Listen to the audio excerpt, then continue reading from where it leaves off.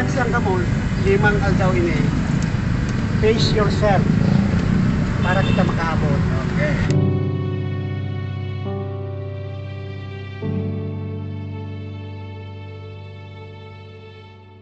Mag-ingat mo yan sa oncoming traffic. Kasi ang importante, makaabot kita duman in one piece.